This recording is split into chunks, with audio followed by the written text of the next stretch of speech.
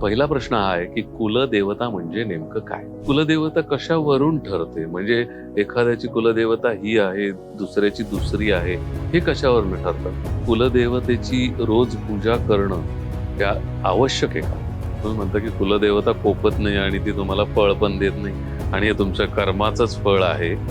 मग कुलदेवतेचा रोल काय? आता जेव्हा कुलदेवतेच्या गोष्टी म्हणतो किंवा आपण कुलाचार म्हणतो, तर हे कुलाचार म्हणजे काय? की आपल्या महाराष्ट्रामध्ये कुलदेवी ही वेगळी असते बरं, पण कुलस्वामी जो आहे तो बहुतांशी खंडोबाच असतो. असं का? आता आजच्या या बिझी शेड्यूलमध्ये कुलदेवतेची उपासना कशी करायला हवी त्याविषयी काय सांगा? की मागच्या पिढ्यांमध्ये कुणीतरी काहीतरी चुकलेलं आहे त्या कुलदेवतेच्या बाबतीमध्ये आणि मध्ये एक बरंच अंतर गेलेलं आहे.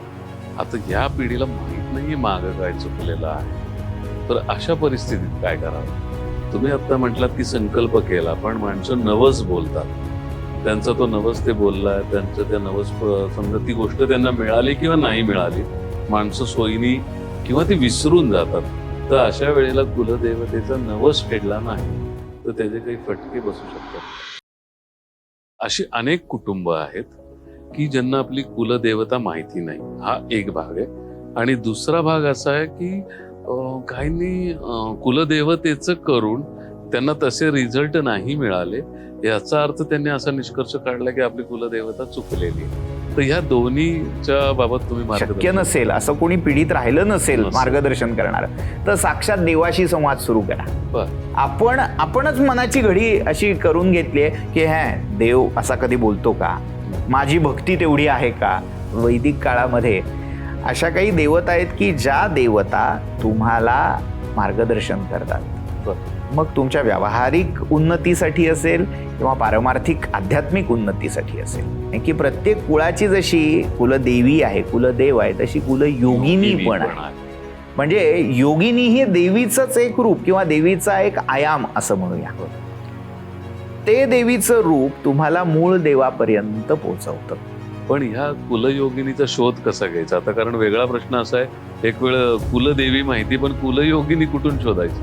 कुलदेवतेचं दर्शन घेणं म्हणजे जे मूळ स्थान असेल हेही तितकंच महत्वाचं आहे का? वर्षातून किमान एकदा तरी त्या क्षेत्री जाऊन तिचं दर्शन घेणं हे करावं. आता हे सगळं केल्याने काय फळ मिळणार?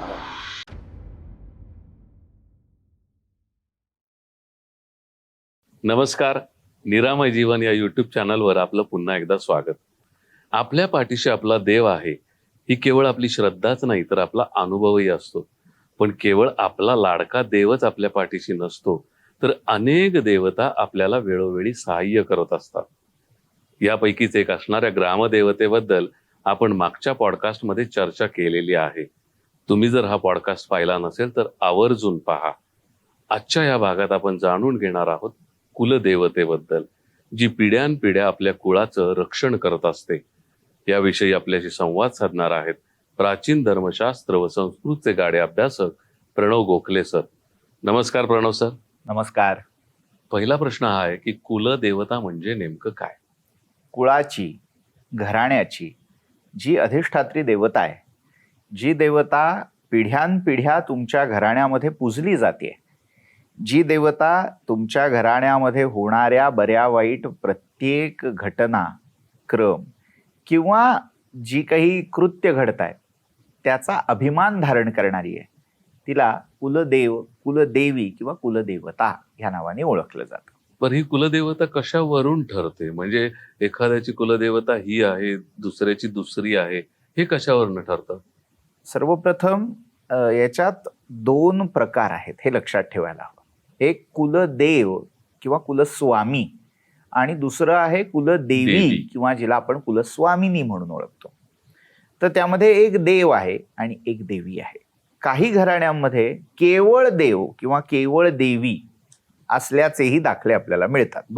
पण ह्याच्या मागचं तत्व तुमच्या घराण्याचा जो मूळ पुरुष किंवा तुमच्या घराण्यामध्ये, आता घराणं असा शब्द वापरत असताना वेगवेगळ्या जाती किंवा वर्ण निहाय जे वंश मानले जातात. आता ब्राह्मण वर्णामध्ये गोत्र पद्धती आहे, बरोबर. क्षत्रियांमध्ये सूर्यवंश, चंद्रवंश असे वंश आहेत.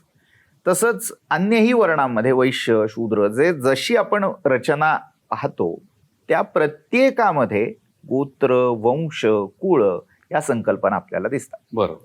तर या आपल्या परंपरेमध्ये म्हणजे जो आपला वंश आलेला आहे त्यामध्ये कोणीतरी असा एक पुरुष किंवा स्त्री जिने एखाद्या देवतेची अगदी दृढ भक्तीने, भावनेने उपासना केली, त्याला ती देवता प्रसन्न झाली आणि पुढे किमान 3 ते 4 पिढ्या त्या देवतेची उपासना सातत्याने होत राहिली की ती देवता तुमच्या कुळाचा अभिमान धारण करते. म्हणजे काय, थोडं मानवी पातळीवर आपण विचार केला तर काही आपले फॅमिली फ्रेंड्स असतात, बरोबर, किंवा अजून एक दुसरं उदाहरण फॅमिली डॉक्टर असतात.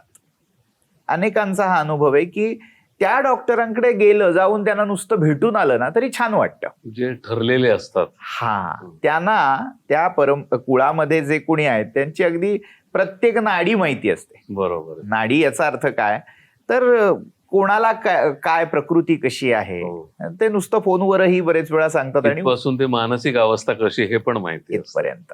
तर हे जसे ते फॅमिली फ्रेंड, फॅमिली डॉक्टर ठरलेले असतात तशी ही दैवतही अभिमान धारण करतात. अभिमान याचा अर्थ अहंकार नव्हे. अभिमान म्हणजे तुम्ही जे काही करता आहात त्या प्रत्येक कृतीच्या मागे ती देवता उभी राहते. यश देणं किंवा एखाद्या वाईट गोष्टीपासून तुम्हाला परावृत्त करणं, एखादी गोष्ट हातनं घडवणं किंवा न घडवणं, ह्या सगळ्या गोष्टी त्या देवतेच्या कृपेन होत असतात. आता बरेच वेळा या देवता बदलतातही. म्हणजे एका पिढीमध्ये समजा एका देवतेची उपासना उत्तम घडली, ती देवता प्रसन्न झाली, तिचा कृपा प्रसाद तुमच्या पिढ्यांमध्ये चालत आला. पुढे अजून एखादी अशी व्यक्ती जन्माला आली की जिने दुसऱ्या देवतेची उपासना केली आणि त्याच्या शाखेमध्ये पुढे तीच देवता कुलदैवत म्हणून रूढ झाली. अच्छा. तर अशीही अनेक उदाहरणं आपल्याला दिसतात. मुख्य यातलं सूत्र हे आहे की आपल्या घराण्याच्या प्रकृतीमध्ये जशी व्यक्तीची प्रकृती आहे तशी घराण्याची, त्या कुळाची, वंशाची प्रकृती आहे आणि ती प्रकृती सांभाळणारी जी शक्ती आहे त्याला तुम्ही म्हणता कुलदेव. म्हणजे थोडक्यात आपण आजच्या भाषेत बोलायचं झालं तर जीन्स मधून जे पुढं येत जात आहे ती प्रकृती जिला माहितीये ती कुलदेवता. जीन्स जेव्हा आपण म्हणतो तेव्हा त्यांचा मुख्यत्वे आपला त्याची व्याप्ती ही आपली शरीर रचना, जेनेटिक्स मध्ये, किंवा आपले काही गुण अवगुण असंही इथपर्यंत ते नेऊ शकतो. पण याच्याही पलीकडे आपली एक आत्मिक प्रकृती आहे. आत्मिक प्रकृती म्हणजे काय, कुठला जीव या वंशामध्ये जन्माला यावा. अच्छा. हे ठरवणारी ती शक्ती आहे. म्हणजे जेव्हा एखाद्या जीवाचा जन्म त्या कुळात होतोय तो त्या कुलस्वामी किंवा कुलस्वामिनीच्या इच्छेने, कृपेने झालेला असतो. अच्छा. त्यामुळे थोडक्यात जन्मापूर्वीपासून तुम्ही मागच्या जन्मी कोण होतात, तुम्ही याच कुळात काय यावं, या सगळ्यावर कुठेतरी होल्ड ज्या शक्तीचा आहे ती शक्ती म्हणजे कुलदैवत आहे. बर. पण मग ह्या कुलदेवतेची रोज पूजा करणं ह्या आवश्यक आहे का? अगदी आवश्यक आहे. पण याचं विस्तृत उत्तर देण्याआधी मला काही गोष्टी स्पष्ट करायच्या आहेत. त्या म्हणजे लोकांना हल्ली 2 प्रकारे या विषयांकडे पाहायची इच्छा असते. एक, काहीतरी अडतं, काहीतरी अडचणी येतात, संकट येतात, तिथपर्यंत देवाकडे लक्ष नसतं. पण हे असं काही झालं की ज्योतिषी सांगतात किंवा कोणी आध्यात्मिक मार्गदर्शन करणारे सांगतात की ओ ते तुमची कुलदेवतेचं नीट होत नाहीये, किंवा कुलदेवता बांधणं असाही एक प्रकार असतो. म्हणजे ज्या यातुविद्या किंवा काही अशा अघोरी उपासना आहेत त्यामध्ये कुलदैवत बांधलं जातं. म्हणजे ती देवता तुम्हाला सहाय्य करणार नाही किंवा तिने केलेलं सहाय्य तुमच्यापर्यंत पोहोचणार नाही, मध्ये एक अडथळा निर्माण करणे, असेही काही प्रकार केले जातात. तर या सगळ्यामध्ये जेव्हा काहीतरी संकट येतं तेव्हाच लोकांना कुलदेवतेची आठवण होते. तेव्हा देव आठवतो. हा. किंवा दुसरा एक वर्ग आहे की ही काय फॅड आहे, कशाला करायची, आमचा एक देव आहे ना, किंवा आमचे एक गुरु आहेत ना, हो, ते पुरेसे आहेत. मग ते असताना अगदी 365 दिवस 365 वेगवेगळ्या देवांची उपासना करायची का? मग जसं ग्रामदेवता झाली, हो. स्थल देवता, किंवा मग ह्या कुलदेवता, मग एक माणूस किती किती लोकांचं करत बसणार. हो ना, आणि कामधंदे कधी करायचे. हा, अशा वेगवेगळ्या दृष्टिकोनातून कुलदेवतेची उपासना का, कधी, कशी करावी, कशासाठी करावी याचा विचार होतो. तर तिथे आपल्याला ही गोष्ट लक्षात ठेवली पाहिजे, कुठलीही देवता त्याने कंपल्शन केलेलं नाही की आमची उपासना करा. बरोबर. तुम्ही जे काही करता त्याच्यावर कोपणं किंवा कृपा करणं, हे करण्यासाठी ती देवता इतकी मानवी पातळीवर निम्न अवस्थेत आलेली नाही. अच्छा, हे भान ठेवायला हवं. पण मग जर तुम्ही असं म्हणत असाल तर त्या वेळेला जेव्हा एखादा मनुष्य अडचणीत असतो आणि तुम्ही म्हटलात की ज्योतिष त्यांना उपाय सुचवतात की कुलदेवतेचं होत नाहीये, मग ह्याची लिंक काय? याची लिंक आहे तुमचं कर्म. बर. तुम्ही एखाद्या व्यक्तीचं देणं लागता. म्हणजे काय, आई आणि वडील उदाहरण देतो मी, की मुलीचं कर्तव्य काय आहे, वृद्धापकाळी किंवा जेव्हा गरज पडेल तेव्हा आपल्या आई वडिलांची सेवा करणं. बरोबर. आता एखादा मुलगा म्हणाला मला आई वडिलांची काय गरज आहे, ते आर्थिक स्थैर्य आहे त्यांच्याकडे, माझ्याकडेही आहे, ते दुसऱ्या घरी राहत आहेत, त्यांना वाटलं तर एखादी नर्स, एखादा हेल्पर लावून देऊ, ते त्यांचं करतील, मी माझ्या घरी सुखी, ते त्यांच्या घरी सुखी, हवं तर मी पैसे पाठवतो. हो, तो ट्रेंड आहे सध्या. हा, मग झालं का, माझं पुत्र म्हणून जे कर्तव्य होतं किंवा मुलगी म्हणून जे माझं कर्तव्य होतं ते मी पूर्ण केलं का? नाही. तर जगाच्या दृष्टीने ते दिखावा करतात की मी पैसे देतोय ना, मी व्यवस्था लावली ना. हो, कारण माझ्याकडे वेळ नाहीये त्यांना द्यायला. मग आता या वृत्तीला आपण काय म्हणू? तो खरा योग्य चांगला मुलगा झाला, ती मुलगी चांगली आहे का नाही, आपण काय म्हणू? तसं लौकिक अर्थाने तो एक चांगला मुलगा आहे, पण तसं बघायला गेलं तर त्यांनी व्यवहार केलेला आहे. फक्त व्यवहार, त्याच्यात भावनिक प्रेमाचं काहीही लागेबंध ठेवलेले नाहीत. हो. जसं एखाद्या बाहेरच्या व्यक्तीशी तो डील करतो तशी ही डील केली की लहानपणी तुम्ही आम्हाला सांभाळलं, आता तुम्हाला सांभाळायची म्हणजे आमच्यावर जर जबाबदारी आहे तर मी योग्य त्या व्यक्तींना तशी योजना करून दिली, संपलं, माझं कर्तव्य संपलं. अशी जर भावना असेल आणि ह्या भावनेला आपण योग्य मानत नसू तर तीच गोष्ट आपण आपल्या कुलदैवतांबद्दल बरेच वेळा करतो. अच्छा. म्हणजे काय की आपल्या घराण्यामध्ये जे काही चांगलं चाललंय ती त्यांची कृपा असते, किंवा अनेक संकट आपल्या नकळत टळतात, आपल्याला लक्षातही येत नाही की आपण केवढ्या मोठ्या संकटातून सही सलामत कुठेही केसालाही धक्का न पोहोचता बाहेर पडलेलो होतो. अगदी खरं. आता काय आहे, देव असं दाखवायला येत नाही की हे बघ तुझं एवढं कल्याण केलं, आता ह्याच्या बदल्यात मला एवढं अर्पण कर, असं तो कधीही सांगत नाही. पण हे करत तो जेव्हा त्याच्या कृपेने हे सगळं घडतं त्या बदल्यात आपण त्याचं ऋणी असणं हे आवश्यक आहे. बरोबर. हे जो ग्रॅटिट्यूड आहे. पण ह्याला आधी ते मानलं पाहिजे की माझ्यासाठी माझं कुलदैवत, कुलदेवी, कुलस्वामी जे काय करतायत ते करतायत, हे आधी त्याचा एक अनुभव असला पाहिजे ना, त्याशिवाय कसं मानेल? आता अनुभव तेव्हा येणार आहे जेव्हा तुम्ही डोळसपणे तेकडे पाहणार. आज दुर्दैवाने अंधश्रद्धा या एका संकल्पनेचा इतका अपप्रचार केला गेलाय, प्रत्येक गोष्टीला ज्याच्यात कार्यकारण भाव दाखवता येत नाही ती प्रत्येक गोष्ट अंधश्रद्धा या शीर्षकाखाली टाकली जाते. बरोबर. मग पूजा करणं अंधश्रद्धा आहे, देवाला जाणं अंधश्रद्धा आहे. काय गरज आहे? काय देव असा दगडाचा देव माझ्या आयुष्यात काय फरक पाडू शकणार आहे? ज्याला स्वतःच्या मूर्तीची पूजा कशी चालली आहे, त्याच्या अवतीभोवती कोण आहेत हे ठरवता येत नाहीये, तो माझ्या आयुष्यात काय फरक पाडणार? अशी कुठेतरी चुकीची कल्पना, चुकीचे संदेश आपल्या डोक्यात इतके फिट्ट बसतात की मग आपण सगळ्या गोष्टींची उपयुक्तता शोधायला लागतो. अगदी बरोबर. म्हणजे मग हे केल्यामुळे माझा फायदा काय होणार आहे, खरंय. त्या देवाला जाऊन माझ्या आयुष्यात काय फरक पडणार. मग जर पडत नसेल तर मग कशाला करायचं. म्हणजे सगळं कुठेतरी उपयुक्ततेच्या निकषावर आम्ही तपासून पाहतो. खरंय. मला जर उपयोग दिसला तर मी ते करणार, नाही दिसला तर भले आमच्या 3 पिढ्यांनी काहीही केलेलं नसेल म्हणून ती जी कुलदेवता आहे तिच्याशी आमचं नातं आहे हे विस्मृत झालेलं असेल.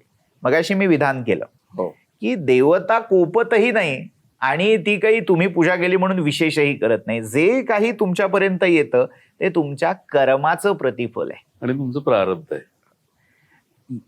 याच्यासाठी गीतेमध्ये एक फार सुंदर श्लोक आहे. भगवंत सांगतायत अर्जुनाला, ये यथा माम प्रपद्यन्ते तांस तथैव भजाम्यहम मम वर्तमानुवर्तन्ते मनुष्याः पार्थ सर्वशः.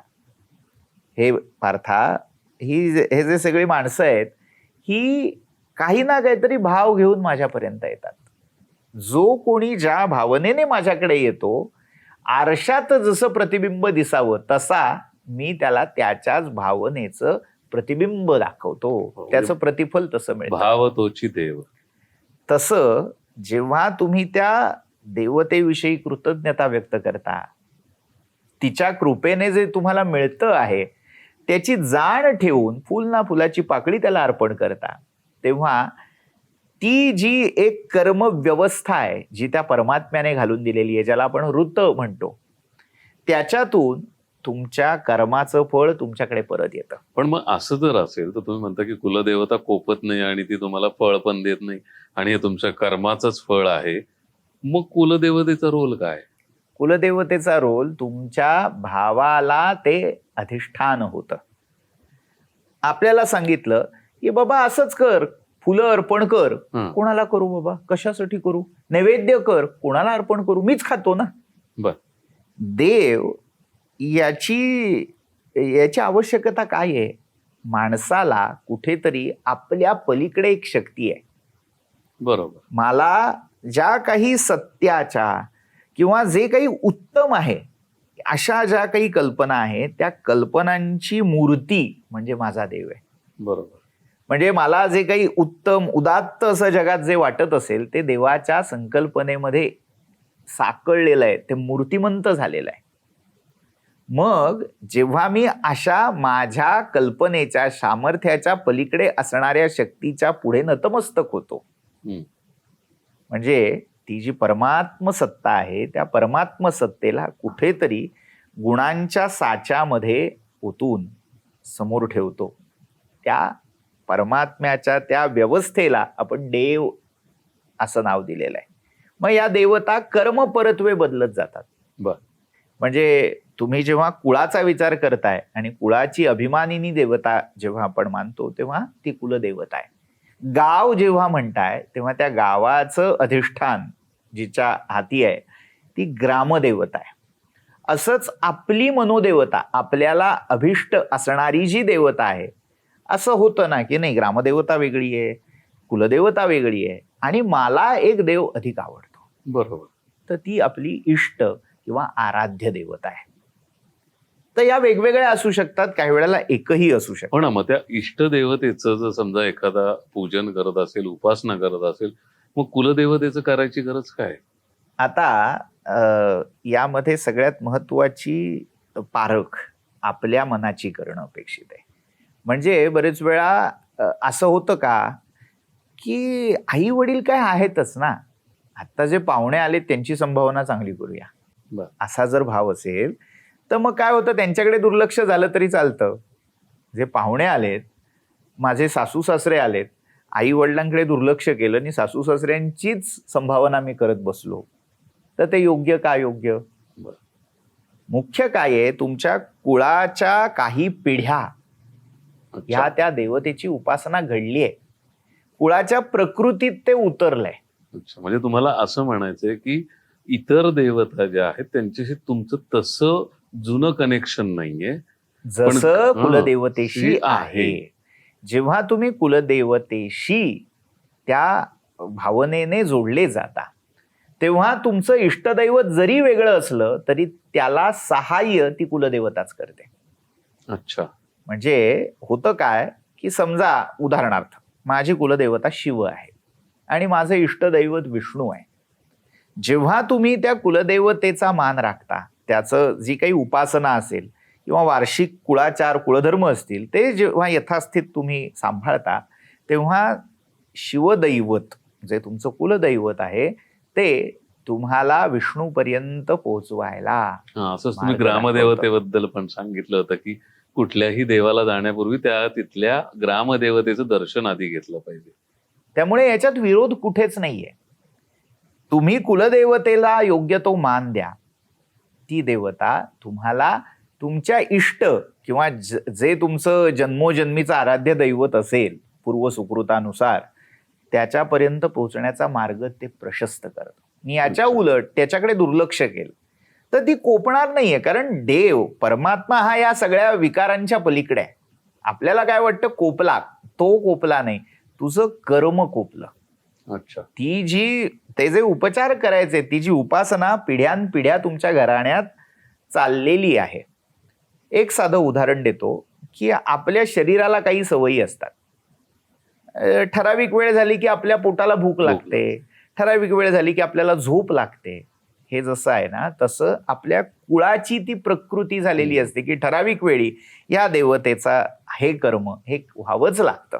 आणि ते झालं की पुढची जी परंपरा आहे त्या कुळामध्ये जे काही भलं होणं आहे, कल्याण होणं आहे, ते त्या कर्मामुळे होत जातं. जेव्हा त्या कर्माला तुम्ही बगल देता, ती बगल कशामुळे होते? अज्ञानामुळे. बरेच वेळा स्थानांतर होतं, नोकरी बदलली जाते, व्यवसायाच्या निमित्ताने दुसरीकडे जाऊन स्थायिक व्हायला लागतं, किंवा अशामध्ये मधल्या काळामध्ये कोणी सांगणारं राहत नाही, मागची पिढी नाहीशी होते. तेव्हा मग कुलदैवत कोण कुठलं हे विसरलं जातं. बरोबर. मग ते झालं की कुळधर्म कुळाचारही लुप्त होतात. बरोबर. मग ते झालं की मग 1-2 पिढ्या फारसा त्रास होत नाही. पुढच्या पिढी बरोबर हळूहळू जे काही तिथे उत्तम त्या घराण्यातलं असतं ते लुप्त व्हायला लागतं. गुण ऱ्हास पावायला लागतात. अच्छा. किंवा आपत्ती वेगवेगळ्या ओढायला लागतात. विशेषतः मुलांची लग्न न ठरणं, अपत्य न होणं, ही सगळी त्यातनं संभावणारी फळं आहेत. म्हणजे आता जी तुम्ही सांगितलं ही साधारण लक्षणं आहेत की ज्यामुळं आपल्याला कुलदेवतेच्या गोष्टी आपल्या घरात घडत नाहीयेत हे आपण समजायला हवं. आता जेव्हा कुलदेवतेच्या गोष्टी म्हणतो किंवा आपण कुलाचार म्हणतो, तर हे कुलाचार म्हणजे काय? कुळधर्म आणि कुळाचार हे वेगळेत नाही, बरेच वेळा समानार्थी वापरले जातात. जसं मी त्या कुलदेवतेबद्दल बोललो, तर त्या प्रत्येक देवतेची उपासना एका विशिष्ट पद्धतीने केली जाते. उदाहरणार्थ जेव्हा आपण तुळजाभवानी ही आपली कुलस्वामिनी असेल तर तिची उपासना एका विशिष्ट पद्धतीने केली जाते. अच्छा. मग भूत्या, गोंधळ, किंवा मग अगदी बली सारखी प्रथा असेल, काही घराण्यांमध्ये बलिदान केलं जातं. हेच जेव्हा कोल्हापूरची महालक्ष्मी आहे तिची उपासना एका वेगळ्या पद्धतीची आहे. त्या देवतेनुसार तिच्या उपासना कुठल्या सात्विक, राजस, तामस प्रकृतीच्या आहेत हे बदलत जातं. आता हे कुलापरंपरेनुसारही बदलतं आणि देवतेनुसारही बदलतं. बरोबर. उदाहरणार्थ महाकाली ज्या घराण्यामध्ये देवता आहे तर तिची उपासना ही काहीशी वामाचाराकडे झुकलेली, उग्र प्रकृतीची अशी दिसते. ही जेव्हा ज्या घराण्यामध्ये लक्ष्मी व्यंकटेश किंवा वैष्णव प्रधान उपासना आहेत, या कधीही उग्र स्वरूपाच्या, तीव्र स्वरूपाच्या नसतात. त्या सात्विक किंवा राजस याच प्रकृतीच्या असतात. तर या ज्या सगळ्या उपासना, मग त्या उपासनांमध्ये काय काय येतं? पूजा प्रकार, विशिष्ट उपवासादी व्रत, किंवा वर्षाकाठी एखादा यज्ञ, हवन असं काही असल्यास, या बरोबरीने घरामध्ये जो नैवेद्य केला जातो त्या नैवेद्याच्या तिथी, त्या नैवेद्याची ताटं किती वाढायची, त्याचं प्रमाण, त्या नैवेद्यावर कोणकोणते अन्न पदार्थ असावेत, हे प्रमाण. त्या घराण्यामध्ये जेव्हा विवाह, उपनयन किंवा अन्य असे शुभ कार्य, संस्कार केले जात आहेत, तेव्हा व्हॉट टू डू म्हणजे काय करावं आणि काय करू नये. म्हणजे आता काहींकडे अमुक रंगाचं वस्त्र वापरू नये, अच्छा, अमुक पदार्थ करू नये, असेही म्हणजे टॅबूज असं म्हणूया. खरं. त्या गोष्टी आपल्याला ह्या सगळ्या कुळधर्म किंवा कुळाचार संज्ञांखाली पाहता येतात. पण तुम्ही आता जे कुलाचार म्हणताय आणि जे मी पाहतोय तर त्याच्यामध्ये हे साधारणतः हे कुलाचार या पिढीपर्यंत पोहोचलेले नसावेत असं मी एक धाडसी विधान इथं करेन. कारण कुलाचार म्हणजे माझ्या मते, करेक्ट मी, की गणपती आमच्याकडे इतका दिवस बसतो, आमच्याकडे नवरात्राचं असतं, आमच्याकडे खंडोबाचं नवरात्र असतं किंवा आणखी काही. आता शुभ कार्याचं जे आहे ते जागरण गोंधळा केला जातो आणि त्या पद्धती असतात. आपण शुभ कार्य बाजूला ठेवूयात, पण वर्षातले जे सणवार आहेत ते त्या पद्धतीने करायचे, एवढाच कुलाचार साधारणतः दिसतो असं मी म्हणेन. त्याच्यामध्ये 3 प्रकार आहेत: नित्य, नैमित्तिक आणि काम्य. अच्छा. नित्याचार, नित्य म्हणजे काय, तुमची डेली अन्निक दिवसाची पूजा कशी केली जावी, किंवा जे सातत्याने तुम्ही करताय उपासना, ती नित्य उपासना आहे, नित्याचार आहेत.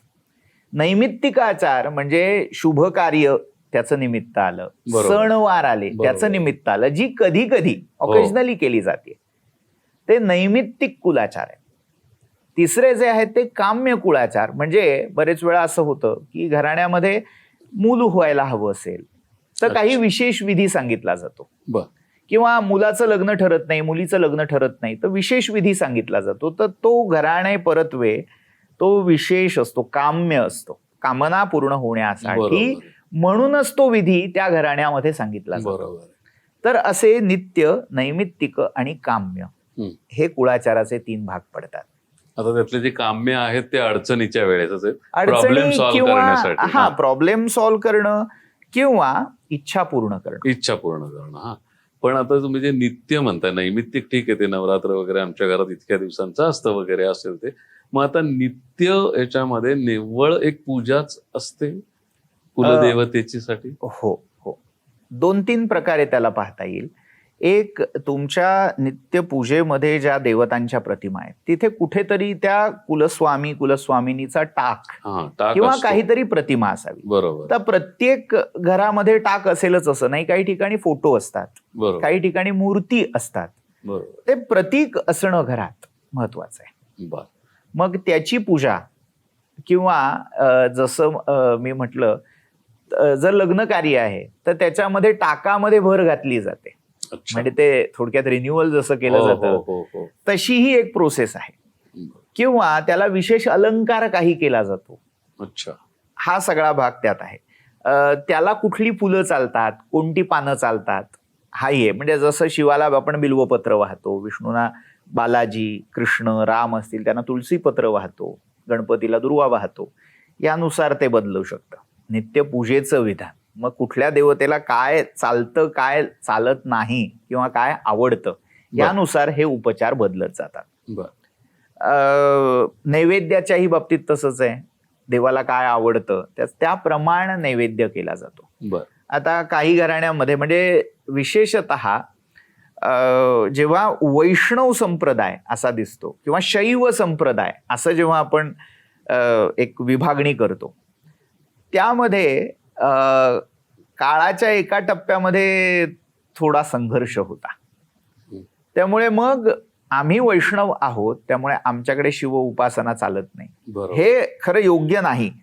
पण पिढ्यानपिढ्या हा भाव कुठेतरी जपला जातो. याच्यामधला मुख्य भाव अनन्य असला पाहिजे हे लक्षात ठेवायचं. एकच आहे, पण ती अनन्यता व्यक्त व्हावी. मी हरीशिवाय किंवा मी शिवाशिवाय अन्य कुणासमोर मस्तक टेकवत नाही, हे बाणावं वृत्तीत, यासाठी या सगळ्या रूढी आहेत, हे लक्षात ठेवायचं. तिथे दुसऱ्या देवतेचा द्वेष किंवा दुसऱ्या देवतेच्या उपासकांचा विद्वेष करण्यासाठी एखादा आचार जर रूढ झाला असेल, तर त्याचं शोधनही केलं जायला हवं. कारण बरेच वेळा हे कुळाचार, कुळधर्म ज्ञान आणि अज्ञान ह्याच्या संमिश्रणातून जन्माला येतात. खरंय. म्हणजे होतं काय, हे का केलं जातंय हो.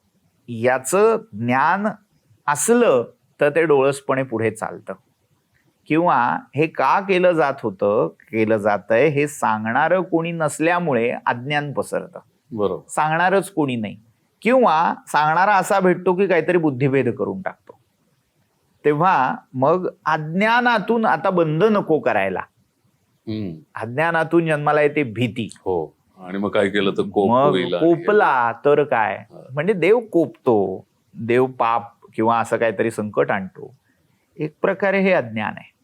त्यामुळे त्या भीतीतून बंद नको करायला मग ते चालू ठेवायचं. आणि चालू ठेवताना काही संकट आली किंवा कळलं नाही आपदधर्म काय, आपत्कालीन परिस्थितीत काय करावं, मग काहीतरी आपल्या आपल्या बुद्धीनुसार पर्याय काढला जातो. मग तो पर्याय पुढे रूढ होतो. मग तोच पुढे कुळधर्म कुळाचार म्हणूनही ओळखला जातो. बरोबर. त्यामुळे आपण जे कुळाचार पाळतो आहोत, कुळधर्म पाळतो आहोत, शक्यतो आपल्या घराण्यातल्या कुठल्या तरी ज्येष्ठ व्यक्तीकडून ते कसे करायचे, काय करायचे हे समजून घेऊया. दुर्दैवाने आज 2 पिढ्यातलं वैचारिक अंतर हे वाढत चाललंय. संवाद कुठेतरी कमी होतोय. याच्यामध्ये केवळ एका पिढीचा दोष आहे असं मी म्हणणार नाही. मागच्या पिढीला सांगता येत नाही हा त्यांचाही दोष म्हणता येणार नाही, कारण त्यांच्यापर्यंत ते तेवढंच आलेलं असतं. बरोबर. किंवा अन्य अग्रक्रम दिल्यामुळे अन्य गोष्टींना ह्या गोष्टीत काही तथ्य आहे हा भावच राहिलेला नसतो. अगदी बरोबर. काहीतरी घरात ते करायचं ते आई बाबा बघत होते. मग त्यांनी त्यांच्याकडून जेवढं माझ्या लक्षात राहिलं तेवढं मी हे केलं आणि मी मला जमेल तसं करतो. या भावनेतून कुठेतरी तो संवादाचा अभाव होतो आणि त्या अभावामुळे मग काहीतरी अनुकरण केलं जातं. मला त्याच्या मागचं तथ्य कळत नाही. एक सुंदर कथा आहे. एका घरामध्ये मांजर पाळलेली होती. तर ती मांजर कायम काही कोणी आलं की पायात लुडबुड करायची. आणि योगायोगान काय झालं, त्या घरामध्ये एक लग्न ठरलं. लग्न म्हटल्यावर पाहुणे येणार, सगळी लोक एकत्र होणार, म्हणून त्या घरातल्या गृहिणीने त्या मांजराला एका टोपलीत झाकून ठेवलं. अच्छा. टोपली खाली झाकलं आणि लग्न पार पाडलं. काही दिवस गेले नाही, एकदम तिच्या लक्षात आलं की अरे त्या मांजरीला आपण कोंडून झाकून ठेवलं होतं. तिने ती टोपली उघडली, ते बिचारं मांजर मेलं होतं. अच्छा. आता झालं काय, जी नववधू आली होती लग्न होऊन, तिने ते पाहिलं आणि तिला असं वाटलं की आपल्याकडे शुभकार्य असल्यावर मांजर मारलं पाहिजे. अरे बाप. आता इथे संवादाचा अभावच म्हणावा लागेल. मी कशासाठी काय केलं हे कुठेतरी ते सांगितलं गेलं नाही. तिने फक्त अनुकरण केलं. सासूबाईंनी असं असं टोपली खाली, म्हणजे टोपली खाली मांजर मारून ठेवणं, हा कुळधर्म कुळाचार झाला. किंवा एक दुसरी गोष्ट सांगतात, एक गृहस्थ श्राद्ध करायला बसले. श्राद्ध करता करता अचानक त्यांचा कासोटा सुटला, कच्छ ज्याला म्हणतात धोत्राचा, ते सुटलं. त्यांनी सारखा केला. हे त्यांच्या नातवानी पाहून ठेवलं होतं. जेव्हा काळ पुढे गेला आणि त्याच्यावर श्राद्धाला बसायची वेळ आली, तेव्हा त्याने ते पिंड ठेवताना आधी कासोटा सोडला.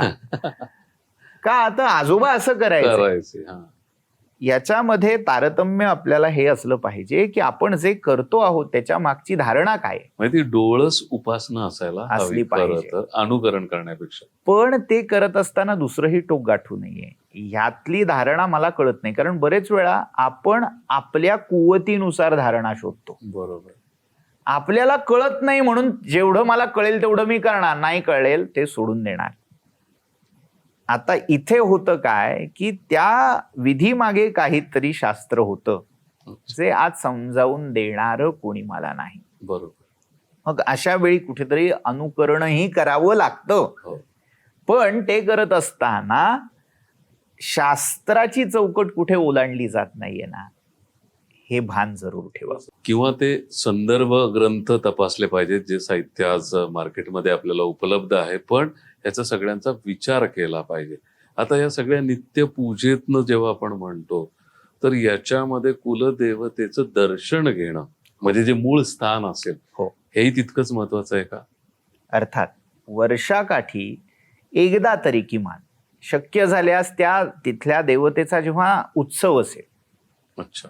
मग आता देवी असेल तर नवरात्र आहे, शिव असतील तर महाशिवरात्र आहे, किंवा विष्णू असतील तर एकादशीचं पर्व आहे, किंवा कार्तिक मार्गशीर्ष हे महिने विष्णू उपासनेसाठी उत्तम मानले जातात. तर त्यावेळी तिथे जाऊन दर्शन घेणं, तुमची जशी ऐपत असेल त्यानुसार काही वस्तू स्वरूपात वित्त स्वरूपामध्ये तिथे समर्पण करणं. दान असं मी म्हणणार नाही. लोकांना वाटतं की आपण तिथे जाऊन दानपेटीत, देवाला दान करणारे तुम्ही कोणी नाही, आणि तुमच्या चिल्लर जी काही असेल त्याच्यावर त्याचं काहीही होणार, उभं राहणार नाही. तोच तुम्हाला अवदंड अनंत हस्तानी देतोय. तर त्याच्याकडून जे मिळालं त्याच्याविषयीची कृतज्ञता म्हणून फुलना फुलाची पाकळी त्याची त्याला अर्पण करणं, हा भाव तिथे असला पाहिजे. खरं. म्हणजे मग देवी असेल तर साडी, बरोबर, किंवा देव असेल तर वस्त्र असतील. तुम्हाला जे भावतं, तुमची भावना जशी आहे, भाव हा फार महत्वाचा आहे.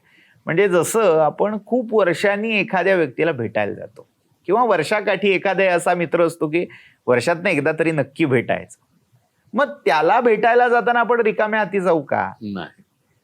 त्या मित्राला तुम्ही काय आणताय याच्यात इंटरेस्ट नाहीये. खरं. पण ते नेल्यावर तुमची जी भावना आहे, तुमचं जे प्रेम आहे, त्याने तो अभिभूत होणार आहे. त्याला ते, अरे माझ्या मित्राने आठवणीन माझ्यासाठी मला आवडतं ते तुम्हाला घेऊन आला, त्याच्यामुळे त्याला आनंद होणार आहे. तसं जेव्हा तुम्ही त्या देवतेसाठी जाताय, मग लोक काय करतात, तिथेच जातात, त्या देवळाच्या बाहेर जे काही खण नारळ जे काही असेल ते तिथेच घ्यायचं, तिथेच अर्पण करायचं, आणि ते परत फिरून बाहेर येतं. मग त्याच्यामुळे त्या सगळ्या बाजारीकरणाबद्दल न बोललेलं बरं, पण त्या देणाऱ्याची श्रद्धा पण इथे थोडीशी, तो भाव जरा नाराज नाही का होत. तर हे करणं योग्य नव्हेच. पण शक्य काय आहे आपल्याला, की आपण आपल्या गावाहून, आपण जिथे राहत असू तिथून ह्या गोष्टी नेऊ शकतो की नाही.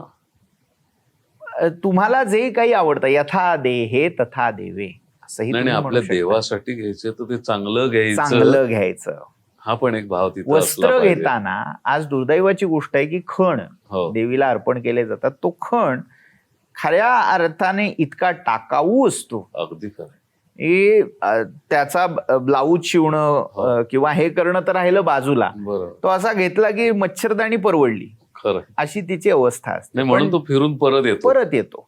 मग असं करू नये. तू आपल्याला जे आवडतं ना, समजा उद्या देवानी असं ठरवलं, आपण जे मानतो की कुलदेव मला देतोय, तर त्याने असं ठरवलं की हा बाबा तो आलाय ना मागायला, देऊन टाकू काहीतरी जे आहे ते, असं जर त्याने केलं तर आपल्याला ते झेपणार नाही. बरोबर. आपल्याला परवडणारही नाहीये ते. खरंय. पण याच्या उलट जेव्हा आपण देवाला देतोय, तिथे मात्र आपण हा कधी विचार करत नाही की देतोय ते चांगलं असावं.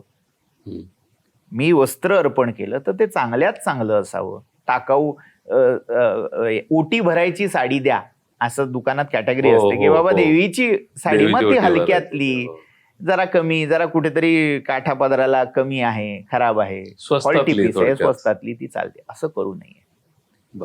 तिथे तुम्ही जितके भाव शुद्ध ठेवाल, जेवढं समर्पण शुद्ध भावनेने प्रामाणिकपणे कराल, ते कर्म उलट येणार आहे. देवतेला याची गरज आहे का? देवता बसली आहे का की कधी हा माझ्याकडे येतोय? तुम्ही तिथे गेला, वस्त्रांची गरज आहे का? तुम्ही तिथे गेलात, तुम्ही हजेरी लावलीत की ते कर्म तिच्या पायाशी रुजू झालं आणि ती कृतज्ञता व्यक्त झाली की हे कर्माची जी चाकोरी त्या परमात्म्याने घालून दिलेली आहे, ते कर्मच तुमच्याकडे परत येईल. बरोबर. आता काही म्हणजे बहुतेक ठिकाणी, देवाच्या ठिकाणी आपण बघतो की अमुक एक देणगी द्या, मग तो वर्षभराचा एक अभिषेक केला जातो आणि बरेचसे भाविक ते करतात. तर हे कुठल्या कॅटेगरीमध्ये जाईल? हे त्यातल्या त्यात खालच्या कॅटेगरीत मी टाकेन. जिथे तुम्हाला शक्य आहे तिथे स्वतः प्रत्यक्ष उपस्थित राहून पण दर महिन्याला नाही ना जाऊ पूजा शकत आपण. करता येईल. हा. वर्षातनं एकदा तरी शक्य आहे ना. हा, ते एखादा करत असेल, हा. पण त्याच्या व्यतिरिक्त जर त्या व्यक्तीचं त्या कुलदेवतेवरती प्रेम आहे किंवा काही असेल, हो. तर माझ्या देवीला दर महिन्याला हा एक अभिषेक व्हायला पाहिजे, त्याचे हे एवढे एवढे पैसे मी देतोय. अवश्य करावं. असं जर शक्य असेल, तिथे जर प्रामाणिकपणे ती व्यवस्था लावलेली असेल, तर अशा ठिकाणी अवश्य हे जे काही आर्थिक समर्पण आहे ते करावं. पण वर्षातनं एकदा तरी असं ठेवावं की तिथे जाऊन प्रत्यक्ष आपल्या हाती जर पूजा करता आली, नैवेद्य तिला अर्पण करता आला. अच्छा. आता दुर्दैवाने काय आहे, गर्दी आणि हो. ही इतकी सगळ्या देवस्थानामध्ये वाढलेली आहे की असं आता शक्य नाही. पूर्वीच्या काळी त्या स्थानाचे क्षेत्र पुरोहित ठरलेले असायचे. हो. कोणी कोणत्या गुरुजींकडे जायचं, हो. घराणी म्हणजे जसं कुलदैवत आहे ना तसं कुलपुरोहित हो. हे ठरलेले अजून असायचे. काही त्या ठिकाणी क्षेत्रात आहेत ते मला वाटतं. क्षेत्रोपाध्ये. हा, अजून म्हणजे आहेत. आपण जेव्हा शिवचरित्र वाचतो हो. तेव्हा शिवछत्रपती वेगवेगळ्या तीर्थक्षेत्री जेव्हा जायचे, तिथले ते जे पौरोहित्य करणारे होते त्यांनी इनामं दिलेली होती किंवा त्यांना अग्रहार असायचे आधीच्या राजेशाहीच्या बरोबर. काळामध्ये, की त्या निमित्ताने जेव्हा राजा त्या क्षेत्री येईल तेव्हा त्याचं जे काही पूजा पाठ नैवेद्य असेल ते सगळं ते पण ती क्षेत्रोपाध्ये व्यक्ती करायचं. किती महत्वाची, कारण त्याच्याकडे तुमच्या फॅमिलीचं पूर्ण रेकॉर्ड आहे हो. की तुम्ही काय काय पद्धतीने देवीला अर्पण करताय. आणि ती खरं तर असायला हवी. ही संस्कृती म्हणा, ती व्यक्ती म्हणा, ही खरंच गरजेची आहे. आता एक थोडा वेगळा प्रश्न असा विचारायचा आहे की आपल्या महाराष्ट्रामध्ये कुलदेवी ही वेगळी असते बरं का, पण कुलस्वामी जो आहे तो बहुतांशी खंडोबाच असतो. असं का? असं खरं नाहीये. अनेकांचं खंडोबाच असं म्हणण्यापेक्षा अनेक वेगवेगळी दैवत आहेत. जसं खंडोबा बरोबर ज्योतिबा आहे, कोल्हापूरचा ज्योतिबा. नाही, म्हणजे ते खंडोबाचंच रूप आहे. नाही, स्वतंत्र म्हणजे भैरव किंवा शिव असं तुम्ही म्हणू शकता. पण अनेक वेगवेगळी दैवत आहेत. जसं शिखर शिंगणापूरचा महादेव आहे, किंवा काहींचं मेहकरचा बालाजी हे दैवत आहे. नरसिंह हे कुलदैवत आहे. वेगवेगळ्या घराण्यांमध्ये ह्या देवता बदलत असतात. शैव वैष्णव हा भेद त्यामध्ये आहे. काहींचा अगदी गणपती हा देखील कुलस्वामी आहे. अच्छा. जसं मी म्हटलं की एखादी देवता जेव्हा तुमच्या घराण्यामध्ये तिची उपासना सातत्याने होत जाते, बरोबर, तेव्हा ती देवता इन्चार्ज होते आणि ती एनर्जी तुमच्यापर्यंत पोहोचते. बरं, आता कुलदेवी आणि कुलस्वामी यांच्यापैकी कोणाचं अधिक करायला हवं? कोणाचं अधिक कोणाचं कमी असं नाही. जे करायचं ते खरं तर समान करावं. पण बरेच वेळा आपला भाव एखाद्याशी अधिक जोडला जातो. तो शक्यतो कुलदेवीशी जास्त, कारण ती आई आहे. असं काही नाही. काहींचा कुलस्वामीशीही तेवढा असू शकतो. ज्याच्याशी आपलं नाळ नातं हे दृढ आहे, घट्ट वाटतं, त्याची अधिक वेगळी उपासना करायला हरकत नाही. पण त्याच्यामध्ये कुठेही तरतम भाव करू नये. म्हणजे हा माझा आवडता देव आहे आणि हा माझा आवडता देव आहे, मग ह्याला मी चांगली फुलं घालणार आणि मग ह्याचं फार नाही केलं, थोडं म्हणजे तोंडी लावण्यासारखं काहीतरी केलं न केलं असं करू नये. दोन्ही देवता ह्या एकाच परमात्म तत्वाची रूप आहेत. आपल्याला जेव्हा असं वाटतं की नाही मग मी शिव उपासक आहे, मग मी विष्णूची उपासना का करू, तेव्हा हा विचार करावा की विष्णूच्या रूपामध्ये माझा शिवच आहे.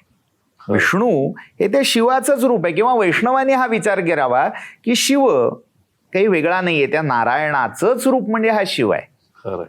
सगळ्या रूपामध्ये एकमात्र ती परमात्म सत्ताच नांदते. या भावनेने जसं आपण हे करत नाही की माझा हा उजवा हात आहे आणि हा माझा डावा हात आहे, दोन्ही गेलं तरी ते मलाच मिळणार आहे, तसं त्याच्यामध्ये भेद करू नये. भेदाभेद भ्रम अमंगळ, ही तुकोबांचे वाणी लक्षात ठेवायचे. आणि दुसरा त्यातला भाग हा आहे की नित्य किंवा नैमित्तिक जे करायचंय ते समान करावं. विशेष म्हणून जे आपल्याला उपासना करायची आहे, आपल्याला त्या देवतेशी अधिक जवळ पोहोचायचंय. म्हणून म्हणजे आता एखाद्याचं कुलदेवी कुलदेव हे वेगळे आहेत, पण कुलदेव समजा माझा इष्ट असेल मग त्याची अधिक उपासना करायला, किंवा हीच गोष्ट कुलदेवीच्या बाबतीत, ही कुलदेवी मला अधिक जवळची वाटते, आई म्हणून अधिक नातं घट्ट आहे, तर तिची उपासना मी केली म्हणून तो कुलदेव कोपला, असं शेवटी भाव हा महत्वाचा आहे. पण आता अशी अनेक कुटुंब आहेत की ज्यांना आपली कुलदेवता माहिती नाही, हा एक भाग आहे. आणि दुसरा भाग असा आहे की काहींनी कुलदेवतेचं करून त्यांना तसे रिझल्ट नाही मिळाले, याचा अर्थ त्यांनी असा निष्कर्ष काढला की आपली कुलदेवता चुकलेली आहे. तर ह्या दोन्हीच्या बाबत तुम्ही मार्गदर्शन करावं. आधी दुसऱ्या प्रश्नाचं उत्तर देतो. बरेच वेळा काही पिढ्यामध्ये ते अंतर पडलेलं असतं. जेव्हा तुम्ही कुलधर्म, कुळाचार आणि कुलदैवत हे शब्द वापरता, तेव्हा त्याच्यात अपेक्षित काय आहे, दर पिढीला ती उपासना सुरू असली पाहिजे. जेव्हा 2 पिढ्या 3 पिढ्या ती उपासना बंद पडते, लुप्त होते, तेव्हा तुम्हाला मूळ पदावर यायला तेवढा वेळ जातो. उदाहरणार्थ, एखादा माणूस कुपथ्य करतोय आणि कुपथ्य करता करता करता त्या शरीराला त्या कुपथ्याची सवय झाली, एखादं व्यसन जडलं, आणि ते व्यसन जर घेतलं नाही, केली नाही ती व्यवस्था, तर त्रास होतो. तसं काही वेळेला उपासना न करणं हे इतकं अंगवळणी पडतं की ती करायला लागल्यावर काहीतरी गडबड होते. म्हणजे तुकाराम महाराजांचाच एक अभंग आहे, तुमची बुट बुट पडता कानी, माझ्या शिवारी शिरलं पाणी. म्हणजे एखाद्या गुरुला त्याचा मंत्र घेतला की काही आयुष्यात वाईट झालं की ते त्याच्यामुळे झालं. त्यामुळे स्वाभाविकच आपल्या आयुष्यातली भली किंवा बुरी गोष्ट आपण त्या उपासनेशी जोडायचा प्रयत्न करतो, हा मनातला विकल्प आहे. नाही, पण जिथे जेव्हा प्रयत्न करून यश मिळत नाहीये, आपण कुलदेवतेचं पण करतोय तरीही यश नाहीये, अशा वेळेला त्यांना जे वाटतं ना की आपलं काहीतरी चुकतंय कुलदैवत, तिथे काय करायचं? तर एक हे भान ठेवावं, आपण जर प्रामाणिकपणे ती उपासना करतोय तर ती देवता निश्चित आपल्याला प्रतिसाद देईल कधी ना कधीतरी. म्हणजे तिथं शंका जी येते की हे खरंच आपलं कुलदैवत, संशय सोडून ती करावी. भले तुमचं ते कुलदैवत नसेल तरी देवतांचं एक वैशिष्ट्य आहे की तुम्ही प्रामाणिकपणे कर्म केलं की त्या कर्माचं फळ ती देवता देतेच देते. कारण ती विश्वाची व्यवस्था आहे, ते ऋत आहे. त्यामुळे त्या कर्माच्या फळाची काळजी तुम्ही करू नका, तुम्ही करण्याचं सातत्य बिघडू देऊ नका. देवता देईल. भले ती तुमची कुलदेवता नसेल तर ती देवता प्रत्यक्ष अप्रत्यक्षपणे तुमची देवता जी आहे तिच्याविषयी मार्गदर्शन करेल, तिची गाठ घालून देईल, तुमचा हात तिच्या हाती ती सुपूर्द करेल. पण ती उपासना फुकट जाणार नाही जर तुम्ही प्रामाणिकपणे करत असाल तर. इथे अजून एक गोष्ट आहे की जेव्हा मी मगाशी एक उल्लेख केला की यातू विद्या किंवा काही अघोर उपासनांद्वारे ह्या देवता बांधल्या जातात, तसा काही प्रकार नाही ना. म्हणजे जेव्हा काही अमंगल किंवा अशा काही अनुभव येतात, घरामध्ये काही नकारात्मक ऊर्जांचा संचार किंवा असे काही अनुभव जेव्हा वाईट, निगेटिव्ह असे जाणवतात, तेव्हा मात्र जाणकाराकडून मार्गदर्शन घ्यावं. अर्थात प्रत्येक वेळी आपल्या मनाप्रमाणे रिझल्ट नाही आले म्हणजे काहीतरी जादूटोणा झालाय असं मानायचं कारण नाही. प्रत्येक गोष्टीत विवेक, तारतम्य हे जपलंच पाहिजे. अगदी बरोबर. पण जेव्हा अशा काही गोष्टी जाणवतात, निदर्शनास येतात, तेव्हा मग जाणकाराकडून मार्गदर्शन घेऊन ते जे बंधन घातलेलं आहे, त्या देवतांना बांधून टाकलेलं आहे, त्यातून त्यांना मुक्त करण्याचा प्रयत्न करावा. त्यासाठी काही विशेष उपासना करायची गरज पडली तर त्याही कराव्यात. आणि मग ते जे काही तुमचा उपासनेचा फलभाग मिळालेला नाही, तो जेव्हा ते बंधनमुक्त होईल तेव्हा सगळं आधीचं राहिलेल्या सकट अधिक व्याजासकट ती परतफेड होईल. पण याच अनुषंगाने मला तुम्हाला एक अजून विचारायचे पुढे जाऊन की मागच्या पिढ्यांमध्ये कुणीतरी काहीतरी चुकलेलं आहे त्या कुलदेवतेच्या बाबतीमध्ये आणि मध्ये एक बरंच अंतर गेलेलं आहे. आता ह्या पिढीला माहित नाहीये मागं काय चुकलेलं आहे, तर अशा परिस्थितीत काय करावं? अशा परिस्थितीत आपण म्हणजे त्या देवतेच्या क्षेत्री जाऊन तिथल्या उपाध्ये, क्षेत्रोपाध्ये त्यांच्याकडून काय कुळधर्म केले जातात याची माहिती घ्यावी. त्यांच्याकडूनही माहितीचे आपल्याला उपलब्ध होऊ शकते. आपल्याकडे कोणी घराण्यामध्ये सिनियर असेल तर त्यांना विचारावं. थोडं आपण विचारत नाही, कशाला चर्चा, कशाला नको त्या विषयांची आपण मुक्त चर्चा करतो, पण उपासना, कुळाचार ह्याच्याबद्दल आपण तितकं बोलत नाही. तर आपण ते संवाद पुन्हा सुरू करावा. अच्छा. अगदी मी त्याच्या पुढे जाऊन सांगेन, माणसाशी संवाद नाही झाला, शक्य नसेल, असं कोणी पीडित राहिलं नसेल मार्गदर्शन करणार, तर साक्षात देवाशी संवाद सुरू करा. आपणच मनाची घडी अशी करून घेतलीये की देव असा कधी बोलतो का, माझी भक्ती तेवढी आहे का, तुम्ही तुमच्याकडून बोलायला लागा, तुम्ही सिग्नल द्यायला लागा. तो तुम्हाला उत्तर कधी ना कधीतरी प्रतिसाद नक्की कुठल्या ना कुठल्या माध्यमातून देईल, आणि तो जे देईल ते इतकं स्पष्ट असेल की काळजी करायची गरज राहणार नाही. तर इथे आपण आपल्याकडून आपलं दुःख, आपलं सुख, जे काही आपल्याला व्यक्त करायचंय ते देवाशी प्रत्यक्ष बोलायला लागावं. हा स्ट्रेट मार्ग आहे. त्याही माध्यमातून आपल्याला उपासना काय करायला हवी आहे, कुळधर्म काय चुकलेत किंवा कुळाचार काय कशा पद्धतीने करायला हवेत याचं मार्गदर्शन मिळू शकतं. कोणीतरी अशी व्यक्ती अनाहूतपणे येऊन उभी राहील, स्वप्न दृष्टांत होतील, काही ना काही करून असं एखादं पुस्तक तुमच्या हाती पडेल. कुठल्या मार्गातून मार्गदर्शन मिळेल हे सांगता येत पण मिळेल हे नक्की मिळेल. आता यातला जो दुसरा प्रश्न होता की माहितीच नाही कुलदेवता, त्याविषयी काय? तर एक की जी माहिती आहे कुलदेवता तिची तुम्ही उपासना नेमाने प्रामाणिकपणे सुरू ठेवा, ती देवता तुम्हाला मार्ग दाखवेल. हा एक भाग.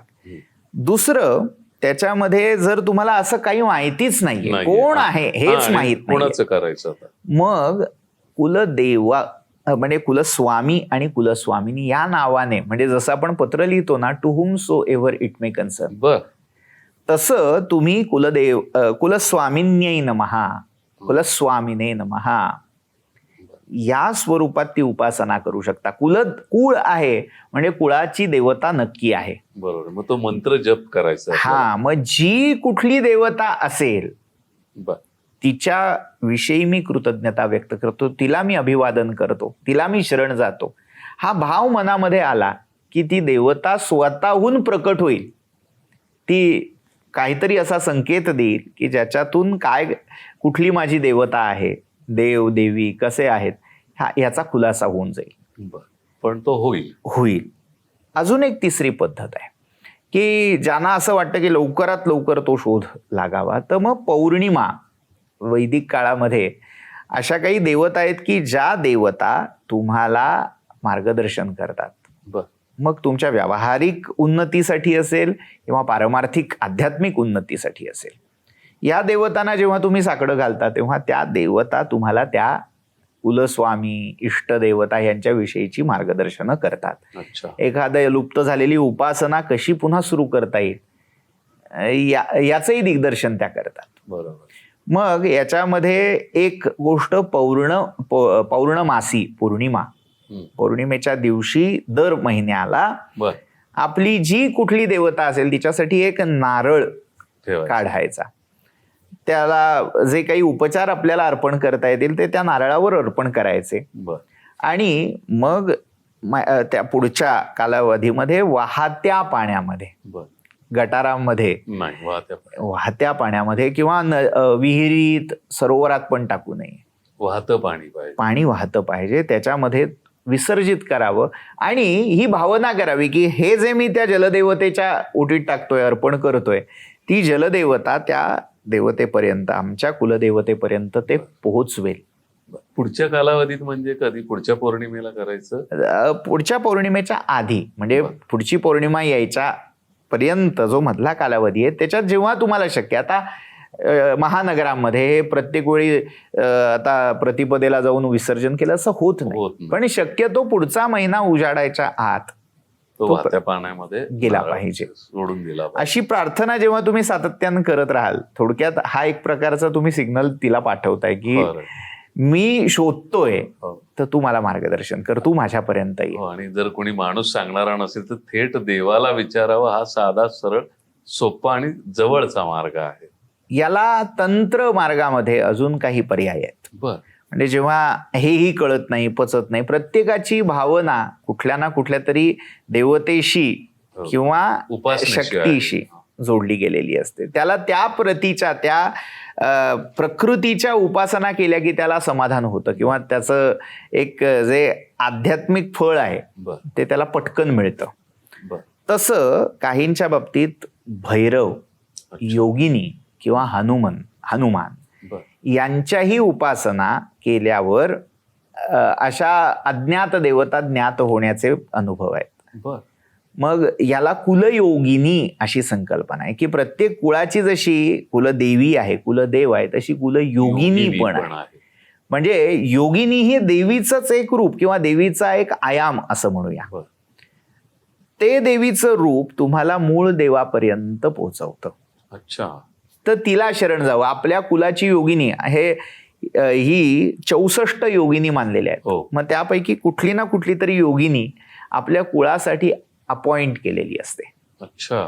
ती जर माहिती असेल तर तिला जर आपण साकडं घातलं, तिची कसं आहे, कुलदेवीपेक्षा ही कुलयोगिनी पटकन अँसरेबल आहे, पटकन तुम्हाला पावणारी आहे, पटकन मार्गदर्शन करणारी आहे आणि ती अल्प उपासनेमध्ये तात्काळ तुम्हाला मार्ग दाखवते. पण ह्या कुलयोगिनीचा शोध कसा घ्यायचा आता? कारण वेगळा प्रश्न असा आहे, एक वेळ कुलदेवी माहिती, पण कुलयोगिनी कुठून शोधायची? आपल्या गोत्रांवरून किंवा आपल्या वंशावळीवरून ह्या कुलयोगिनींचा गोत्रावर्ण कुलयोगिनी लावता येते. अनेक अशी ग्रंथ आहेत की ज्याच्यामध्ये कोणत्या गोत्राची किंवा कोणत्या कुळाची कोणती योगिनी आहे. अच्छा.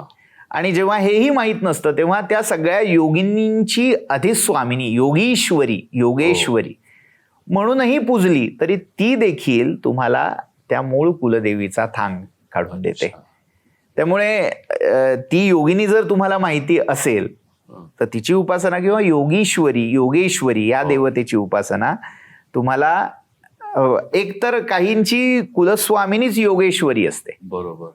आणि काही, मला वाटतं बीडची अंबाजोगाई, तिला योगेश्वरी म्हटलं जातं, जी योगिनींची स्वामिनी आहे. अच्छा.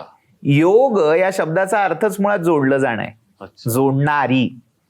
तुम्हाला त्या परमात्म रूपाशी, मग ती आदिशक्ती असेल किंवा शिव असतील, विष्णू असतील, त्याच्यापर्यंत नेऊन जोडणारी ती कुलयोगिनी. कुलयोगिनी याला तंत्र किंवा शाक्त संप्रदायामध्ये एक वेगळी परिभाषाही आहे, एक वेगळी संकल्पना आहे. त्याचा इथे संबंध तसा आणायची गरज नाही. कुठेतरी संकल्पना पातळीवर ते सगळं एकत्र एकरूप आहे, पण जी तुम्हाला त्या परम उच्च तत्वाशी जोडते ती कुलयोगिनी. एवढं लक्षात ठेवलं आता तरी हरकत. तसंच भैरव म्हणजे जे शैव आहेत त्यांच्या बाबतीत भैरव किंवा वीरभद्र या देवता अशा आहेत की त्या, आपल्याला जर असं वाटत असेल की माझा कुलदेव शिव असणार, आतून आपल्याला असं वाटतं की इष्टदैवत आहे माझं, तर तेच माझं कुलदैवत असणार कुठेतरी, तर अशा वेळी भैरव किंवा वीरभद्र यांची उपासना देखील तुम्हाला तुमच्या मूळ दैवताचा शोध लावून देते. पण मग इथे एका कुटुंबात 4 जण आहेत, त्या चौघांपैकी एकाला असं वाटतं, बाकीच्या तिघांचं काय? ज्यांना वाटतंय त्यांनी सुरू करा. कसं आहे, प्रत्येक जणच आध्यात्मिक जाण असणारा, समज असणारा असं तर नाही. जेव्हा असं होईल की प्रत्येकाला काहीतरी वेगळं वाटतंय तेव्हा प्रश्न पडेल, पण अशी केस सहसा येत नाही. अच्छा. जेव्हा तुम्ही शोध घ्यायला लागता तेव्हा आणि तुमचा शोध तितका प्रामाणिक तळमळीने केलेला असतो तर ती देवता कुठल्या ना कुठल्या तरी रूपात येतेच. तर भैरव ही देवता, पुन्हा अष्टभैरव आहेत त्याच्यामध्ये. कालभैरव हा सगळ्यांचा, जसं योगिनींची स्वामिनी योगेश्वरी आहे तसं भैरवांचा अधिपती कालभैरव आहे. आपल्याला आपल्या कुळाचा भैरव कुठला आहे, अष्टभैरव, 64 भैरव, 32 भैरवांपैकी ते माहित नाही, तर मग आपण कालभैरवाकडे जाऊ शकतो. ते पण गोत्रावरनं ठरतं. तिथे गोत्रपेक्षा तिथे स्थान विशेष, क्षेत्र हा भाग आहे. तर तो भैरवही तुम्हाला त्या तुमच्या इष्टदेवतापर्यंत पोहोचवतो. किंवा वैष्णव संप्रदायामध्ये मग असं आहे की नाही आमची कुलपरंपरा वैष्णवांची, मग त्यावेळी मारुतीला जर शरण गेलात, समर्थ रामदासांच्या चरित्रात असे अनेक दाखले आहेत की मारुतीनी रामापर्यंत पोहोचवले. रामदूत असल्यामुळे रामापर्यंत पोहोचायचं असेल आधी त्याला शरण जा, खरंय तो रामाची गाठ घालून देईल. खरंय. समर्थांचे वडील सूर्याजी पंत, त्यांनाही जे दर्शन झालंय ते मारुतीच्या कृपेने झालंय. हो हो स्वतः समर्थांना जे दर्शन झालंय तेही मारुतीच्याच कृपेने झालंय. बरोबर. म्हणजे जेव्हा त्यांनी लहानपणी इच्छा व्यक्त केली की मला रामाचा मंत्र हवा, अनुग्रह हवा, हा, तर मोठ्या भावाला आधी प्रार्थना केली. ते म्हणाले तू अजून लहान आहेस, तुला समर्थांच्या घराण्यामध्ये कित्येक पिढ्या ही राम उपासना आहे. म्हणून समर्थ सांगतात की माझे आराध्य दैवत परमगुह्य गुह्यातीत गुह्यपणाची मात नचले जेथे गणेश शारदा सद्गुरु संत सज्जन कुळेश्वरू सर्वही माझा रघुवीरू सद्गुरु रूपे. संत सज्जन कुळेश्वरू माझा कुलस्वामी माझा. बरोबर. आता तिथे शिखर शिंगणापूरचा महादेव आणि तुळजाभवानी ही कुलस्वामी आहे, पण त्या दोघांच्या ठाई समर्थांना रामराया दिसत आहेत. खरंय. मग जेव्हा एखादी इष्टदेवतेची उपासना इतकी पराकोटीची होते, एखाद्या सद्गुरू रूपाची उपासना पराकोटीची होते, तेव्हा त्या सगळ्या देवता त्या इष्टदेवतेमध्ये किंवा सद्गुरू रूपामध्ये समाहित आहेत या भावनेने ते करायचंय. म्हणजे जेव्हा मला त्या देवतेविषयी काही व्यक्त व्हायचंय, उपासना करायची, तेव्हा त्या इष्टदेवतेची किंवा आपल्या सद्गुरूची उपासना केली, पण त्याचं यथायोग्य स्मरण करून होणं गरजेचं आहे. खरंय. म्हणजे मी आई बाबांना विसरेन हो आणि मग बाकीच्या लोकांचाच सगळा अवभगत करत राहीन, हे चालणार नाही. ते आपले आई वडील आहेत, बरोबर. त्यांच्याविषयीची ती आदरभावना व्यक्त करून मग मी जे करायला हवं ते केलं तर त्यामध्ये यश लवकर येईल. अच्छा. म्हणजे हा एका मोठ्या प्रश्नाचं तुम्ही एक छान उत्तर दिलं की अनेकांना मी मुद्दा पूर्ण करतो. समर्थांना जसं रामरायापर्यंत हनुमंतांनी पोचवलं, जेव्हा प्रार्थना केली मारुतीची की मला रामाचा मार्ग दाखवा, तेव्हा मारुती स्वतः येऊन रामांकडे ह्या नारायणाला, पूर्वाश्रमीचं नाव नारायण आहे, हो, त्यांना सुपूर्द केलंय. तर असं वैष्णवांच्या बाबतीत मारुती हे दैवत आहे. योगिनी, कुलयोगिनी असेल, भैरव असेल किंवा हनुमंत, यांच्याही उपासनेने जर आपण प्रार्थना केली की मला माझ्या देवापर्यंत पोहोचवा, तर ह्या देवता नक्की सहाय्य करतात. म्हणजे ज्यांना कुलदेवतेविषयी शंका आहे, माहित नाहीये, त्यांचं आज तुम्ही खरंच छान असं समाधान केलेलं आहे आणि त्या उपायांनी त्यांना त्यांचे कुलदैवत सापडेल अशा आपण आशा करूयात. आता मला सांगा, कुलदेवतेला नवस बोलावेत का? नवस हा एक प्रकारचा व्यापार आहे. म्हणजे जेव्हा कार्याचं म्हणजे कार्य लवकरात लवकर व्हायला हवंय, तर म्हणजे तातडी आहे, तातडीचं आहे, दुसरा कुठला मार्ग नाही, अशा वेळी संकल्प करावा. नवस हे काय आहे, माझी ही इच्छा पूर्ण झाली तर मी तुला हे अर्पण करीन, हा एक प्रकारचा व्यापार आहे की गिव्ह अँड टेक. पण हा व्यापार यशस्वी होताना दिसतो ना.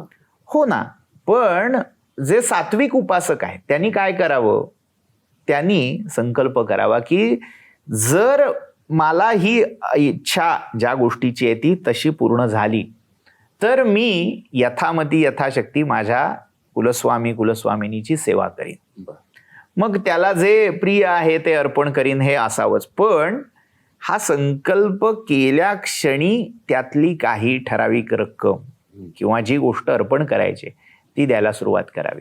ऍडव्हान्स म्हणजे आता इथे तुम्हाला वाटेल की हे का, तर माझा देव माझ्या आयुष्यात जे भलं आहे ते करणारच आहे. मी प्रार्थना केली ती त्याच्यापर्यंत पोचलेलीच आहे. तिथे मिळाल्यावर मी देईन हा अविश्वास दाखवायची गरज नाही. तुम्ही ते अर्पण करा, ती देवता तात्काळ तुमच्या भल्याचं असेल तर देईल, आणि समजा ते मिळालं नाही तर त्रागाही करू नये. कारण त्या देवतेने ज्या अर्थी दिलं नाही त्या अर्थी त्याच्यामध्ये काहीतरी माझं भलं नव्हतं, तरी काहीतरी अमंगळ तरी असलं पाहिजे, म्हणून ती गोष्ट मला मिळाली नाही. तुम्ही आता म्हटलात की संकल्प केला, पण माणसं नवस बोलतात, त्यांचा तो नवस ते बोलला, त्यांचं ते नवस समजा ती गोष्ट त्यांना मिळाली किंवा नाही मिळाली, माणसं सोयीनी किंवा ती विसरून जातात. तर अशा वेळेला कुलदेवतेचा नवस फेडला नाही तर त्याचे काही फटके बसू शकतात का? हो, अगदी कर्माचा सिद्धांत आहे.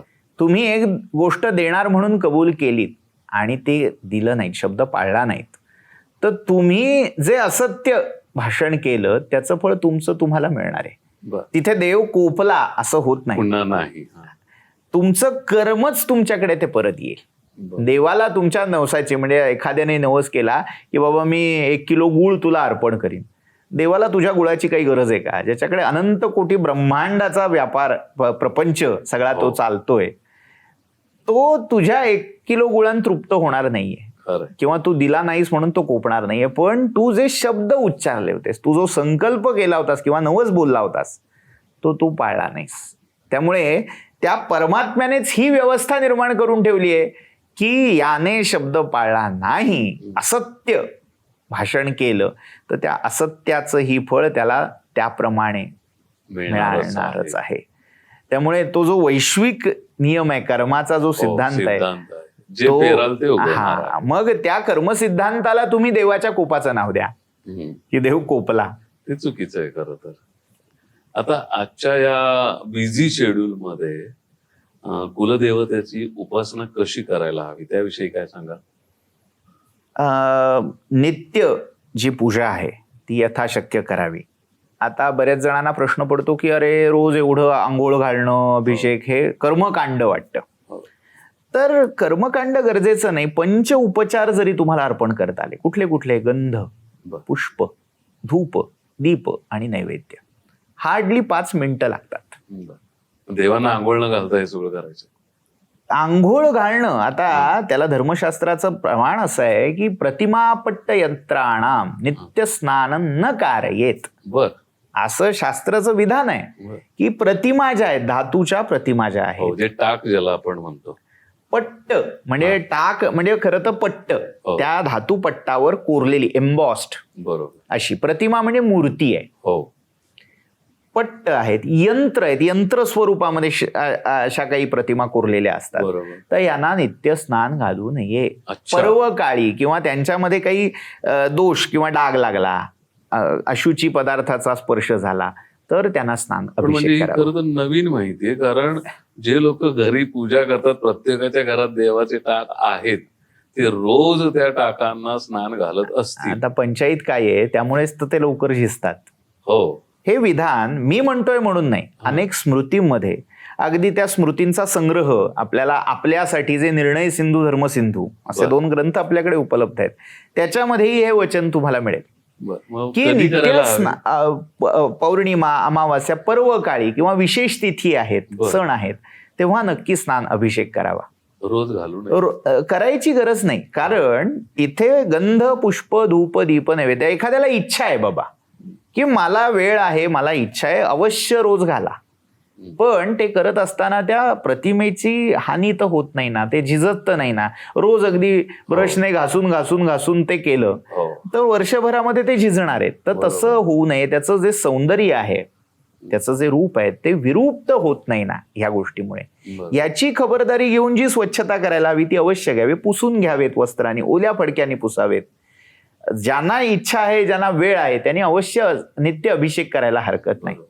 पण ज्यांना तेवढा वेळ नाही मिळते, त्यांनी पंच उपचारांनी जरी केली तरी ती देवापर्यंत पोहोचू शकते. म्हणजे वेळेच्या अभावी जे पूजा करायचे टाळत होते त्यांना आज तुमच्या उत्तरामुळे दिलासा मिळालेला आहे. आणखी काय काय करायचं कुलदेवतेसाठी? नामजप आपण करू शकतो. ज्यांना नाव माहितीये त्या देवतेचं, त्या नामाचा जप तुम्ही अधिकाधिक करावा. मग 2 प्रकार, म्हणजे त्याच्यात नामस्मरण हा एक विषय की जे जाता येता तुम्ही कधी करू शकता, आणि जप म्हणून जेव्हा तुम्ही करता तेव्हा माळ घेऊन एका जागी बसून तो जप करणं, संकल्पपूर्वक केला तर अधिक चांगलं, तर तो करावा. किंवा त्याचं एखादं सहस्रनाम स्तोत्र असेल तर त्याचा नित्यपाठ आपण करू शकतो. उदाहरणार्थ कुलस्वामीने रेणुका आहे तर रेणुका सहस्रनामाचा नित्यपाठ करू शकता. किंवा त्या देवतेचा काही विशेष उपचार असेल, जसं कुंकुमार्चन आहे देवीच्या बाबतीत केलं जाणारं, किंवा विष्णूंच्या बाबतीत विष्णूंचे जे अवतार आहेत राम, कृष्ण, नरसिंह, त्यांच्यावर तुलसी अर्चन केलं जातं. किंवा नरसिंहासाठी पानक अर्पण केलं जातं. पानक सेवा सांगितली की पानक म्हणजे एक प्रकारचं पन्ह, ते अर्पण केलं जातं. शिवाला अभिषेक सांगितलेला आहे किंवा बिल्वार्चन सांगितलेलं आहे. गणपतीसाठी दुर्वार्चन सांगितलेलं आहे. अशा पर्वकाळी गोष्टी तुम्ही करू शकता. नित्य पंचोपचारी पूजा किमान पक्षी, जेवढे अधिक अर्पण कराल अधिकस्य अधिकम फलम आहेच. बरोबर. नामस्मरण किंवा जप ही उपासना नित्य करायला हरकत नाही. आणि वर्षातून किमान एकदा तरी त्या क्षेत्री जाऊन तिचं दर्शन घेणं हे करावं. आता हे सगळं केल्याने काय फळ मिळणार आहे? समाधान. म्हणजे बरेच वेळा सिक्युरिटी ही अनुषंगिक आहे. मी म्हणतो की बाय प्रॉडक्ट की ती मिळणारच आहे. तुम्ही देवाला शरण गेलात, अनन्याश्चिंतयन्तो माम ये जना पर्युपासते तेषां नित्याभियुक्तानां दूर होतील. योगक्षेमं वहाम्यहम. तो योगक्षेम वाहतो. भगवंताचं अभिवचन आहे. अनेकांचं नुसतं ग्रांथिक नाही, अनेकांचा हा अनुभव आहे. तुम्ही त्या शरणागती भावनेने जात नाही, तुम्ही व्यापारी भावनेतून जाता. हे देतो ते घेतो, तिथे गल्लत आहे. तुम्ही पूर्ण शरणागत व्हा, तो दिल्याशिवाय राहणार नाही. जे हवं काही कमी पडू देणार नाही. तुम्ही मागायचा आत ते तुमच्या हातात असेल. बरोबर. पण मग आपण असं म्हणू शकतो का की आज 33 कोटी देव आहेत असं आपण म्हणतो, त्यातली तुमच्या सगळ्यात जवळची तुमची कुलदेवता आहे असं म्हटलं तर ते? हो.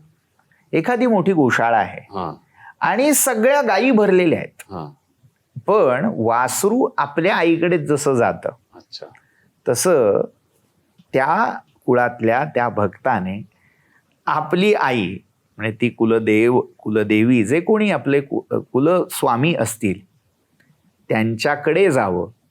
दूध सगळीकडे मिळणारच आहे, कुठेही गेलं तरी ते मिळेल, पण जी आपुलकी, जो अनुबंध त्या देवतेशी जाणवेल तो अन्य देवतांशी थोडा जाणवायला वेळ जायची शक्यता आहे. पण या सगळ्या आजच्या पॉडकास्टचा निष्कर्ष काढायचा म्हटला तर कुलदेवतेचं महत्व हे अनन्यसाधारण आहे आणि कुलदेवताची उपासना ही करायलाच हवी. निश्चितच. प्रणव सर, आज तुम्ही इथे आलात आणि आम्हाला खूप छान मार्गदर्शन केलं.